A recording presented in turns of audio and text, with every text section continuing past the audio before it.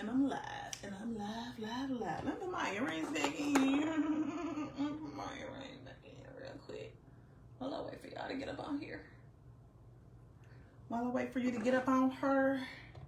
Right there. I like it when you do that right there. Switch your hips when you walk.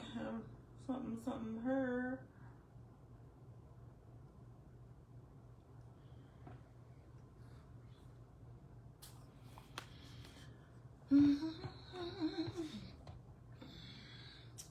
See, do I need to pull forward a little? Earthquake. Okay,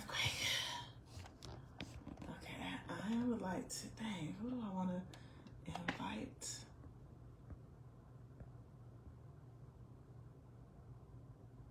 Let's see.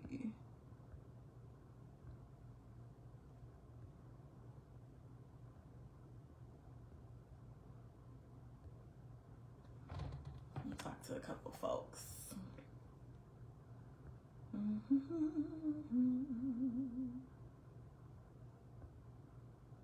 I don't even know who all saw the darn interview, so it's gonna be really interesting. Interessante. Let's see. There's Steve. Is Steve on here? Oop. If I could spell Steve, that might help. Wait, he didn't come up.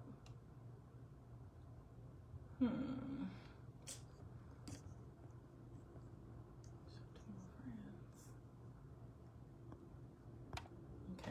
Oh, you got one viewer. Whoever's here, say hello so I can say hello back.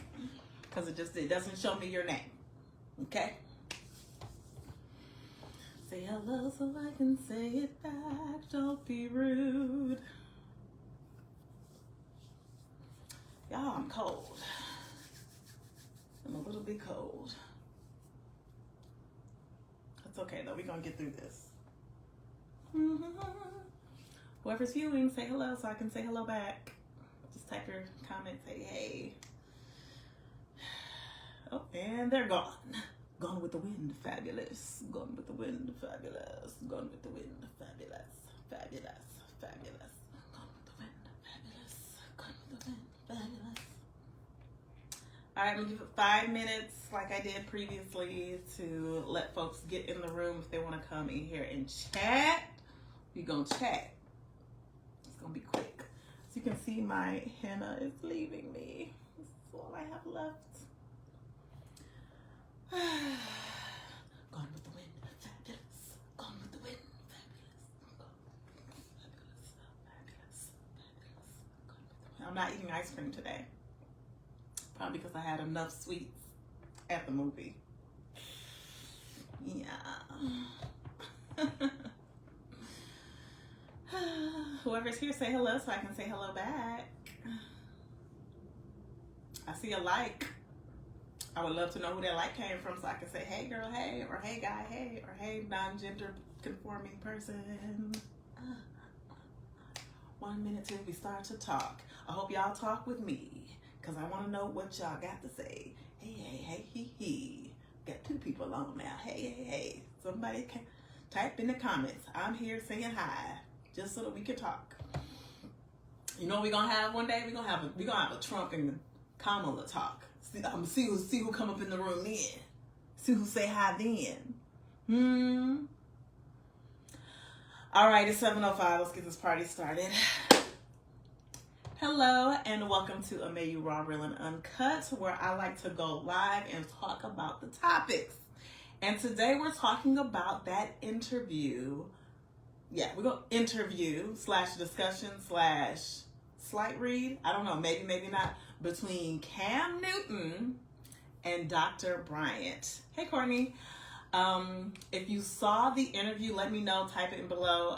I would love to bring more people on to talk about this topic just because I think it's very interesting. And then at the end, I have one little last piece. So we're going to talk about this whole high value, high earning, high functioning. That was the other term they used. We're going to talk about that. I'm going to have to bring in April Mason not to talk about, she's not coming on my thing, but an April Mason-ism because I 1000% agree with that. And we're going to talk about what she said about broken homes. So there was so much. Okay, first of all, I just had a conversation with friends about this. Okay, do you want to come on? Okay, you want, come on. Just come on in. I'm gonna invite you. If you want to come on, you can. If you don't, I completely understand. But I feel like a very interesting conversation to have. I don't know if you saw the entire interview. I watched all 2 hours and I believe 15 minutes. Okay, you declined. That's okay. I watched all 2 hours and 15 minutes of their discussion because it's so easy for us to like chop a little clip and be like, oh, I can't believe she said that, da, da, da, da, da, or oh, he said this, da, da, da, da, da. But we only get like a crumb of the whole piece of the pie. So let's talk about the word high value. Can't right now totally understand. Thank you though for coming on and commenting and saying hello. So we're gonna first talk about the terms high value and high functioning. So just to break it down, when Dr. Bryant referred to someone as high functioning, basically, and I'm gonna say the short version because she was giving the long, like I said, she was replying with like 4 paragraphs when he had just asked for like one little question. When she referred to someone as high functioning, to me, it spoke to someone who is emotionally intelligent, someone that even in their anger, sadness, happiness, whatever, is still able to relay their emotions and how they're feeling in a way where the person that they're talking to about it can receive it, if that makes sense. Hopefully that makes sense. So yeah, so she kind of described, I think, did she describe him as high value, but not necessarily high functioning?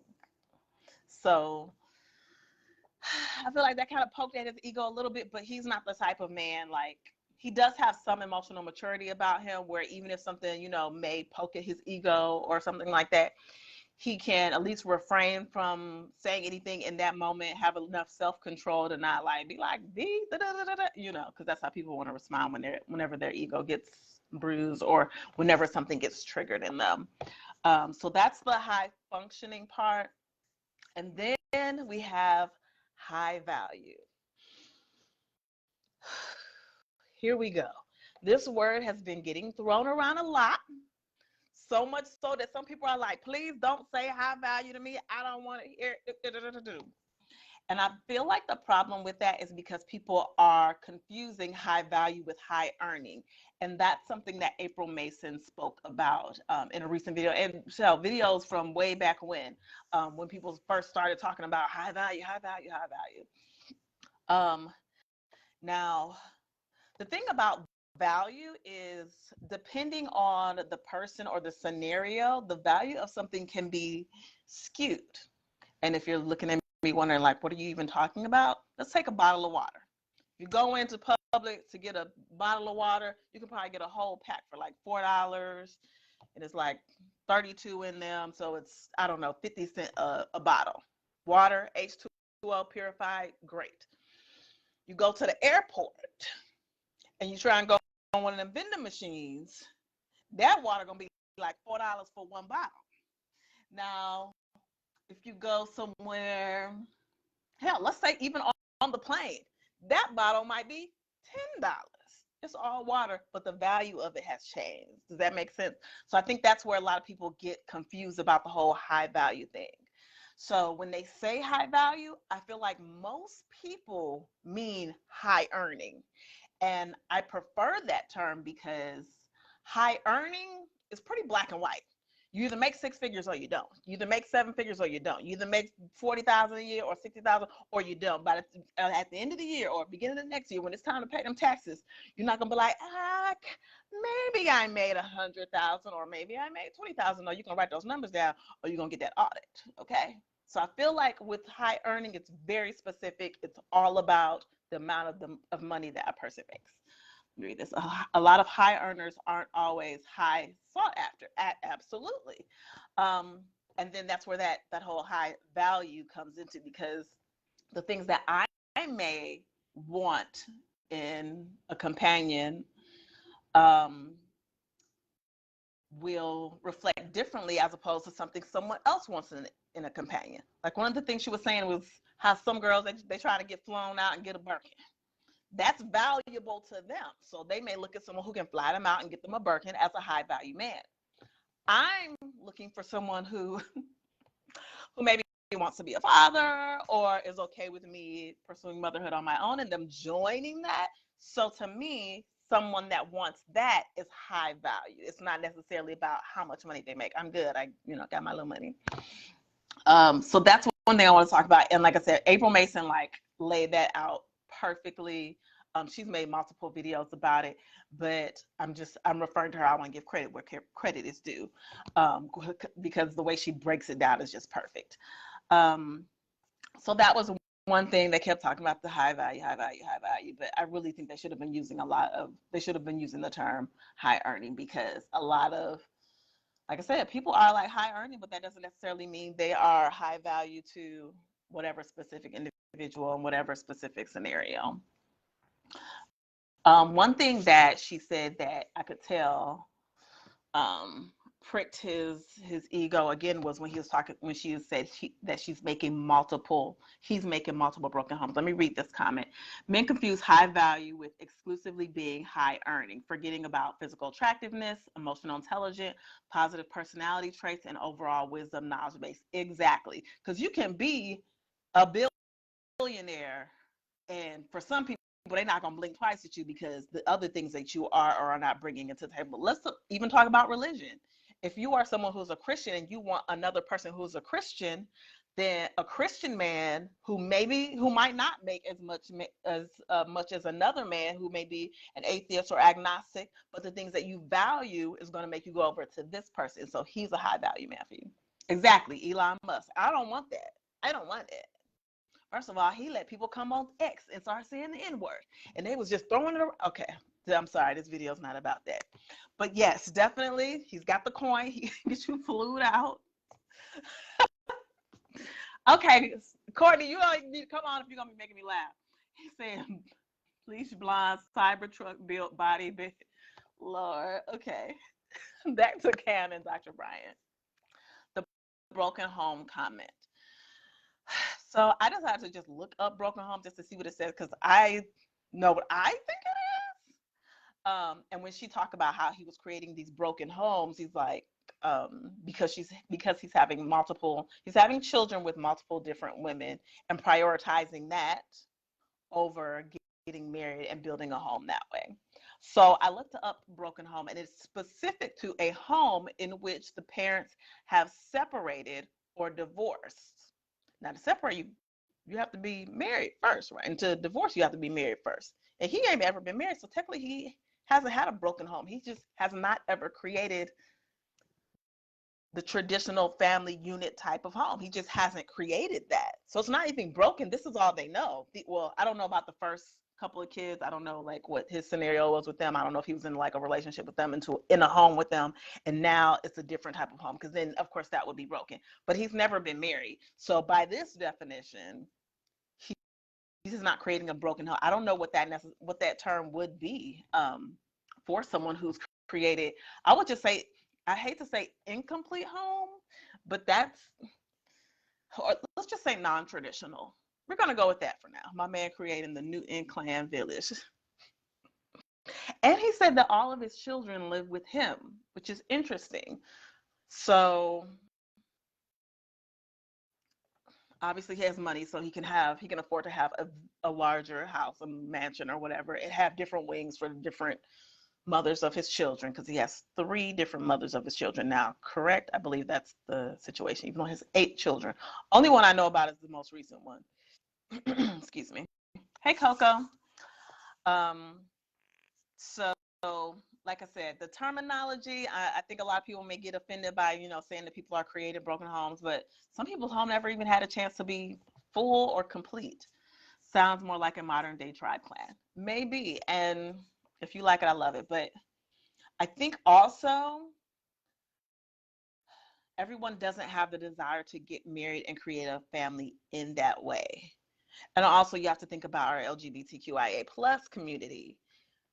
Until when, they couldn't get married. So even, even if they're having children or whatever, not being able to have that marriage saying that they're creating a broken home, even though both people may still be in the home. I don't know. It seems like a lot. Hey, Brandy, if either of you want to come on and talk, let me know, and I will send you the invite. I would love to hear some other opinions on the Cam Newton and Dr. Bryant interview. It's very interesting. Like I said, I watched the whole 2 hours and 15 minutes of it. Okay.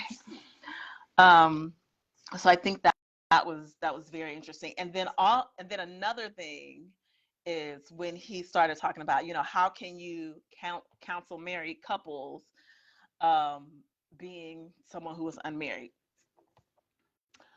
Whew.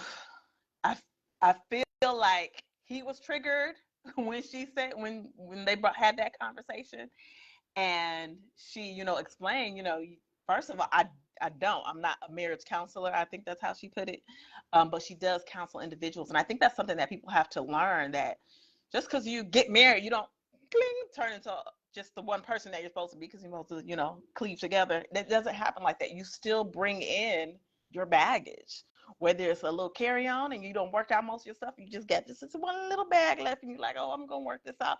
Or if you got a 16-piece Louis Vuitton and you think it's all that because it's Louis Vuitton, but it's 16 pieces.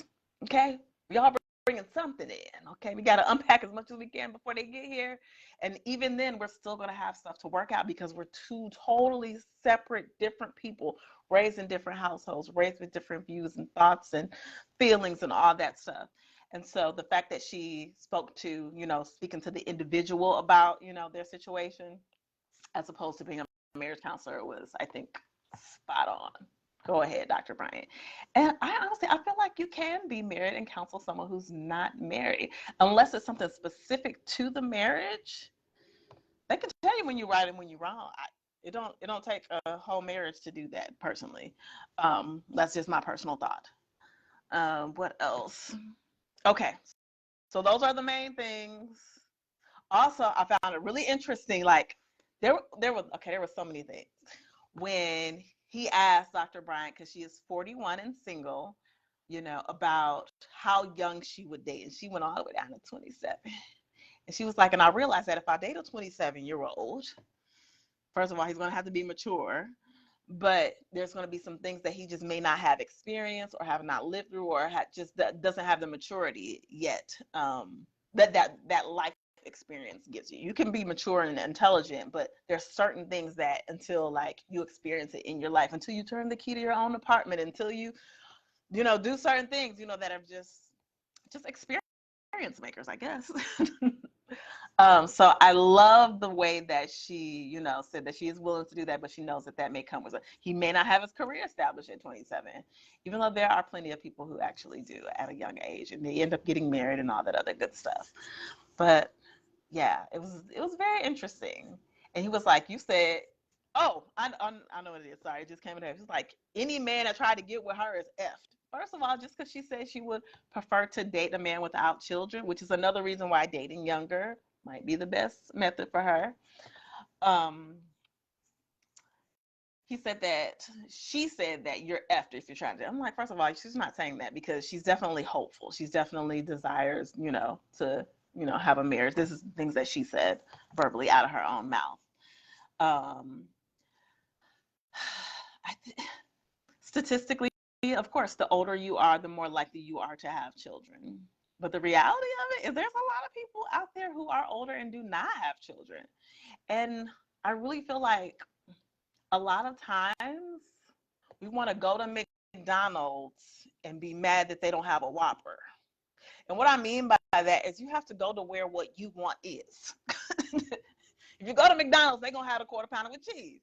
If that's not what you want, you leave. You don't just stand and be like, I can't believe you don't have that, which is what people tend to do. Just like when you make the post, hey, I don't date single moms or something. And then someone's like, I don't believe you don't date single moms. You don't, that's not for you. Move on. Go to where you want to go, to the person who may be a single father, or maybe is not a single father, but wants someone who they can already see the nurturing and the motherhood in them. And they're like, oh, she got kids already. Oh, she's a great mom to them. Bitch, she's going to be a great mom to my kids too. So yeah, I think a lot of people get very caught up in the statistics and allow that to be the reason why they think there ain't no good man or ain't no good woman or what I want is not out there. It may be a unicorn or whatever, but the unicorns exist. Okay, I mean, right now they extinct, but in the bigger picture, y'all know what I'm saying. But yeah, that it was. I thought it was a very good and interesting conversation. He also said that his fear of divorce is not greater than his love of marriage or something like that, which seems vice versa to me. Like, I feel like his fear of divorce is greater than his desire to get married, because if not, he would have probably gotten married by now and even made the mistake in choosing the wrong person and been probably divorced by now. There are plenty of good men and women. It's more so about compatibility than anything. I agree. I definitely agree. Because there are some things that are going to be non-negotiables for me. Yeah, I know everybody wants the 6'3" guy. Yay for that. I don't need that.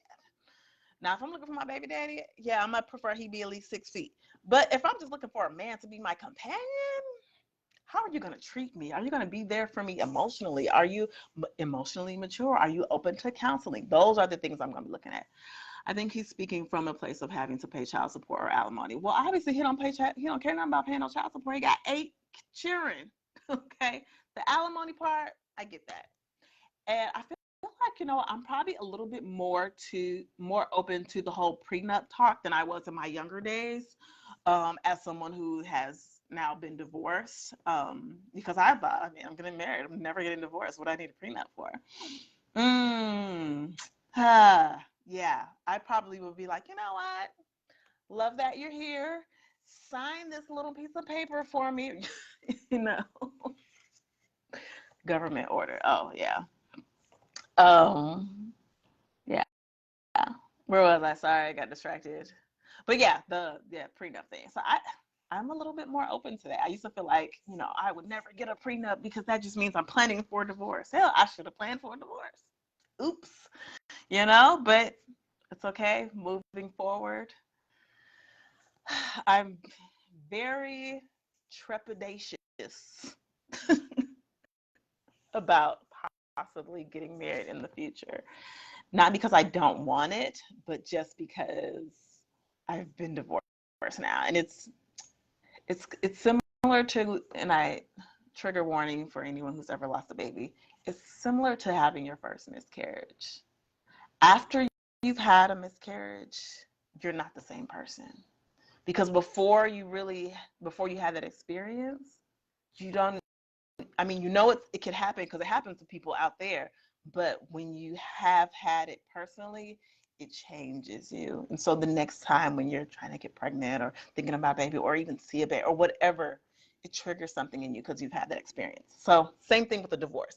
Now that I've had a divorce, I'm like, ooh, okay, maybe, I'm just a little more cautious. Yeah. Hey, Brittany. Um, so that's it for all the serious Cam and Dr. Bryant talk. By the way, I follow Dr. Bryant now, which I'd seen her on Teen Mom, but seeing her in this different setting was just like really cool. And I was just like, I want to follow her, so I started following her.